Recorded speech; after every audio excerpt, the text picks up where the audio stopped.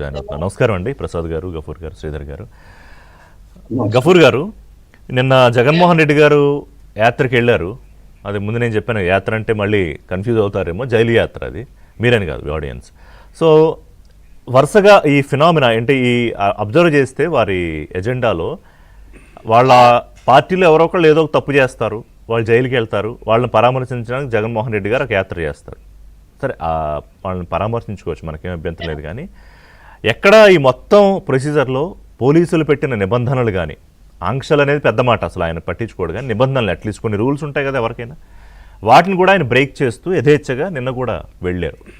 అక్కడ ఆయన చేసిన కామెంట్స్ గురించి మిమ్మల్ని అడుగుతున్నా. ఇప్పుడు ఆయన ఏమంటారు, లిక్కర్ కేసులో కార్మూర్ సినోయిలు, లేకపోతే ఎస్ఐ మీద అబ్యూజివ్గా బిహేవ్ చేసిన చింతాడు రవికుమారు, సీన్ మొత్తం మార్చేసి క్రిమినల్ దాన్ని మార్చేయాలనుకున్న సీదిరి అప్పలరాజు, దళిత కుటుంబం మీద దాడి చేసిన విరూపాక్షి, వీళ్ళందరినీ ప్రభుత్వం టార్గెట్ చేసి కక్షపూరితంగా బీసీలు కాబట్టి వాళ్ళని టార్గెట్ చేసి జైల్లో పెట్టింది అంటారు జగన్మోహన్ రెడ్డి. దాని మీద మీ కామెంట్ చెప్పండి. జగన్మోహన్ రెడ్డి మాట్లాడడానికి ఎందుకంటే ఆయన గఫూర్ గారు వినిపించట్లేదు, మీ మాట వినిపించట్లేదు గఫూర్ గారు. అన్మ్యూటే ఉందండి, అన్మ్యూటే ఉంది, వినపడడం లేదా? మాట్లాడండి. ఋషి గారు, మీకు మిగతా పెద్దలకు నమస్కారం. నమస్కారం. ఇప్పుడు జగన్మోహన్ రెడ్డి గారు సరే, ఆయన ఆరోపణల మీద మనం స్పందించేదే ఉంటుంది, కానీ ఎందుకంటే ఆయన ధోరణి అది. ఇప్పుడు దురదృష్టం అంటే ఆయన ప్రజా సమస్యల మీదనో, లేకుంటే ప్రజలకు ఉండే ఇబ్బందుల మీదనో, లేకుంటే నిరుద్యోగ సమస్య మీదనో, లేకుంటే ఇంకో అభివృద్ధి కార్యక్రమం మీదనో మాట్లాడితే దాని మీద మనం కామెంట్ చేయొచ్చు. ఇప్పుడు ఆయన ఎంతసేపు ఉన్నా, ఇప్పుడు ఆయన మిస్ అయిన ఛాన్సెస్ 2-3 నా దృష్టిలో ఉన్నాయి. ఎందుకంటే ఆయన ఎవరిని, మన సీదిరి అప్పలరాజును పరామర్శించాలని పరామర్శించకుండా ఎన్నికొచ్చాడు. ఆ తర్వాత సరే పొగాకు రైతులకు పోయినాడు, ఇంకా జైల్లో ఇంకా ఎవరినో ఒకరిద్దరిని అక్కడ నెల్లూరు పోయి పరామర్శించాడు, కర్నూలుకి వచ్చాడు. ఈయన మిస్ అయిన ఛాన్స్ ఏంటంటే సుబ్రహ్మణ్యం, అతను అనంతబాబు డ్రైవర్ సుబ్రహ్మణ్యం కేసులో అరెస్ట్ అయినటువంటి అనంతబాబును కూడా ఈయన పరామర్శించి ఉండవలసింది. ఎందుకంటే స్వభావం అదే, హత్య చేసి డోర్ డెలివరీ చేసేటువంటి స్వభావం వాళ్ళది. అటువంటి వాళ్ళందరినీ పలకరించడం ఈయన స్వభావం. ఇక ఆ బోరుగడ్డ అనిల్ మొన్న అక్కడ వాళ్ళ తాడేపల్లి ఆఫీస్ దగ్గరనే బయట కూర్చొని నన్ను జగన్ పరామర్శించలేదు అన్నాడు. బహుశా ఈ బోరుగడ్డ అనిల్ కుమార్ కును, అనంత బాబుకు, వీళ్లకు అసంతృప్తి ఉంటది, మేమేం పాపం చేసినాం, ఆయన కోసమే కదా మేము ఇవన్నీ చేసిందని. నా పాయింట్ ఏంటంటే, ఇప్పుడు నేరస్తుల్ని లేదా చట్టరీత్యా కేసులో ఇరుక్కొని జైల్లో ఉండే వాళ్ళని పరామర్శించడమే ప్రతిపక్ష నాయకుని యొక్క బాధ్యతనా? అంటే అసలు అది నాయకత్వ లక్షణమా?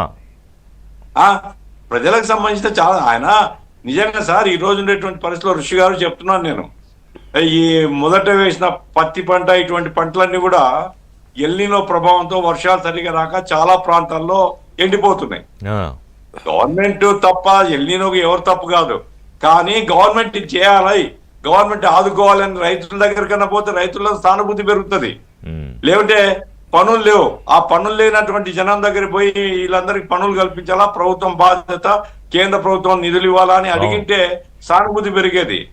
అట్లా కాకుండా వీళ్ళేమో కొడుతూ ఉంటారు, అరెస్ట్ అవుతూ ఉంటారు, వాళ్ళు జైల్లో ఉంటారు, పలకరించడానికి ఆయన రావాలా, ఆయన రావడం కోసం 1000 మంది జనాన్ని పోగేయాలా, 1000 మంది జనం అరాచకం చేస్తారు, దాన్ని ఈయన చేతులు ఊపుకుంటూ పోవాలా. నేషనల్ హైవే అంతా 4-5 గంటల పాటు బ్లాక్. అక్కడ ఇదెక్కడి కల్చర్ నాకు అర్థం కాలేదండి. ఎందుకంటే నేషనల్ హైవే అనేటువంటిది ఎప్పుడన్నా మేము ఒక ఆందోళన చేసాం, మేము కూడా నేషనల్ హైవేలో అప్పుడప్పుడు రాష్ట్రాకో చేశాం. నేషనల్ హైవేలో రాష్ట్రాకో చేస్తే వెంటనే పోలీసులు వస్తారు, 10 నిమిషాల్లో మమ్మల్ని ఎత్తేస్తారు. ఓకే, అది ఎందుకంటే హైవేకు ఆటంకం కలిగించకూడదు, నేను ఒప్పుకుంటాను, ప్రొటెస్ట్ మాది, పోలీసులు యాక్షన్ తీసుకుంటారు. ఇదెక్కడండి గంటల తరబడి నేషనల్ హైవేలను బంద్ చేయడం ఏమిటిది? బస్సులు మొత్తం ట్రాఫిక్ అంతా అవైపు పోవాలా? 4 గంటల పాటు నేషనల్ హైవే గందరగోళం. మీరు చూస్తే ఇప్పుడు విజువల్లో చూడండి గఫూర్ గారు, ఆ వెనకాల ఆ విజువల్, ఇందాక విజువల్ మళ్ళీ చూపిస్తే వీళ్ళ కార్ల వెనకాల ఆగిపోయిన బస్సులు తర్వాత ప్రైవేట్ వెహికల్స్, ట్రాన్స్పోర్ట్ చేసే లారీలు, అవన్నీ కూడా 4-5 గంటలు ఆగిపోయాయి. అంటే వాళ్ళేం తప్పు చేసినారని, వాళ్ళేం పాపం చేసినారని. విరూపాక్షి అనేటువంటి వాడు అక్కడేదో దౌర్జన్యం చేస్తే అతని మీద కేసు పెడితే అదేమి యావజ్జీవిత కారాగార శిక్ష కాదు కదా ఆయన కేసింది. ఆయన ఇప్పటికీ ఆయన మీద ఆరోపణ చేశారు, జైల్లో ఉన్నాడు, బెయిల్ వస్తుంది, బయటకు వస్తాడు. అవును. ఆయన పరామర్శించడం కోసం ఇంత హడావిడి చేయాల్సినటువంటి అవసరం ఉందా? అంటే ఏంటి, అంటే మీకు అర్థమైంది ఏంటి? జగన్మోహన్ రెడ్డి ఆయన గురించి ఏమనుకుంటున్నారు, ఏం మాట్లాడుకుంటున్నారు, జైలు యాత్రలని తెలుసుకోలేని మనిషి ఏం కాదు కదా, తెలుసు. కానీ ఎందుకన్నా ఇదే పందా, ఏమై ఉంటుంది? కాదు, ఆయన ఏంటంటే ఇప్పుడు ఇంత ముందు గెలిచింది ప్రశాంత్ కిషోర్ అనేటువంటి వ్యక్తి. అవును. వ్యూహకర్తగా ఉండి అప్పుడు వ్యూహం రచించాడు కదా. ఇప్పుడు ఇంకొకరిని పెట్టుకున్నాడు ఆయన. వాళ్ళు ఏం చెప్పినారంటే వాళ్ళు మానిటర్ చేస్తున్నది కూడా మానిటర్ చేస్తున్నారండి. వాళ్ళు ప్రతి నియోజకవర్గాన్ని మానిటర్ చేస్తున్నారు. వాళ్ళు ఏమంటే జగన్మోహన్ రెడ్డి బయటికి వస్తే 1,00,000 మందికి తక్కువ కాకుండా జనం కావాలంట.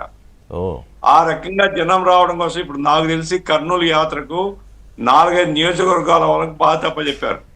ఒక్కో నియోజకవర్గం నుంచి 30,000 మంది సమీకరించాలని. అదే మండలానికి 1000 మందిని టార్గెట్ ఇస్తున్నట్టున్నారు. ఆ రకంగా టార్గెట్ ఇచ్చి గ్రామాల నుంచి వెహికల్స్ ఏర్పాటు చేసి వాళ్ళు కార్యకర్తలుగా లేదా వాళ్ళు వైసీపీ అభ్యర్థులుగా ఉన్న వాళ్ళందరూ డబ్బులు ఖర్చు పెట్టి నానా కష్టాలు పడి జనాన్ని మొబిలైజ్ చేస్తున్నారు. ఏం ప్రచారం చేస్తున్నారు వీళ్ళు? జగన్మోహన్ రెడ్డి బయటకు వస్తే జనం విపరీతంగా వస్తున్నారు ఆయన చూడడానికి. ఏం చూస్తారని నాకు అర్థం కాలే.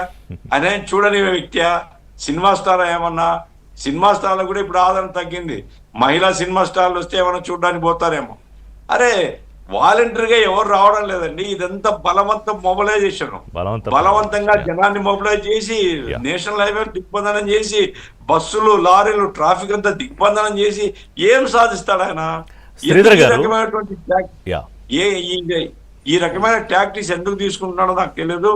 వ్యూహకర్తలతో ఆయన మాట్లాడడం మంచిది. ఆ వ్యూహకర్తలకు బుర్ర లేదు. వాళ్ళు జనంలో వాళ్ళకి కోట్లు ఇవ్వాలి ఆ వ్యూహాలకి. ఇచ్చి ఆ వ్యూహకర్తలు ఇట్లాంటి పనిమాల ఆలోచనలు చేస్తున్నారు. జగన్మోహన్ రెడ్డి జనంలోకి పోతే జనం ఆటోమేటిక్ వస్తారు.